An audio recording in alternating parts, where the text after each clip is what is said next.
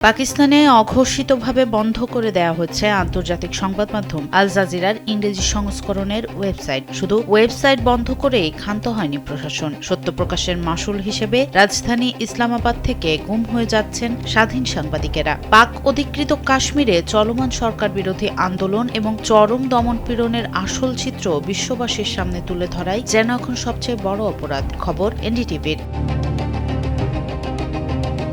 পাক অধিকৃত কাশ্মীরে সাম্প্রতিক মানবাধিকার লঙ্ঘন ও বিক্ষোভ নিয়ে বিস্তারিত প্রতিবেদন প্রচার করেছিল কাতার ভিত্তিক এই গণমাধ্যম। আর এতেই ক্ষুব্ধ হয়ে ওঠে পাকিস্তানের তথ্য ও সম্প্রচার মন্ত্রণালয়। আল জাজিরাকে হলুদ সাংবাদিকতা এবং উদ্দেশ্য প্রণোদিত সংবাদ পরিবেশনের দায়ে অভিযুক্ত করেছে ইসলামাবাদ।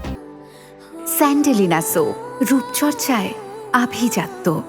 শেহবাজ শরীফের সরকার আনুষ্ঠানিকভাবে কোনো নিষেধাজ্ঞার কথা স্বীকার করেনি ঠিকই, কিন্তু সাধারণ মানুষ সাইটটিতে প্রবেশ করতে পারছেন না। পরিস্থিতি আরও ভয়াবহ করতে অঞ্চলটিতে গত জুন মাস থেকেই ইন্টারনেট ও টেলিযোগাযোগ ব্যবস্থা আংশিকভাবে বিচ্ছিন্ন রাখা হয়েছে, যা স্বাধীন তথ্য প্রবাহকে পুরোপুরি থমকে দিয়েছে। নিষেধাজ্ঞার চেয়েও মর্মান্তিক অবস্থা তৈরি হয়েছে মাঠ পর্যায়ের সাংবাদিকদের জন্য। গত 1 আগস্ট পুলিশের পোশাক পরা অজ্ঞাত ব্যক্তিরা স্বাধীন সাংবাদিক রাজি তাহির ও মোহাম্মদ সাইফকে ইসলামাবাদের অফিস থেকে তুলে নিয়ে যায়। আজও তাদের কোনো খোঁজ মেলেনি, যদিও রাজা ইকরাম নামের আরেক সাংবাদিককে আটক করার পর ছেড়ে দেওয়া হয়েছে। সাংবাদিকদের অধিকার রক্ষায় কাজ করা সংগঠন কমিটি টু প্রোটেক্ট জার্নালিস্ট এবং অ্যামনেস্টি ইন্টারন্যাশনাল এই ঘটনায় তীব্র উদ্বেগ প্রকাশ করে তাদের অবিলম্বে মুক্তির দাবি জানিয়েছে। যখন সত্যের কলম থামাতে গুমের মতো পথ বেছে নেওয়া হয়, তখন সাধারণ মানুষের অধিকার আর গণমাধ্যমের স্বাধীনতা গভীর অন্ধকারের মুখে এসে দাঁড়ায়।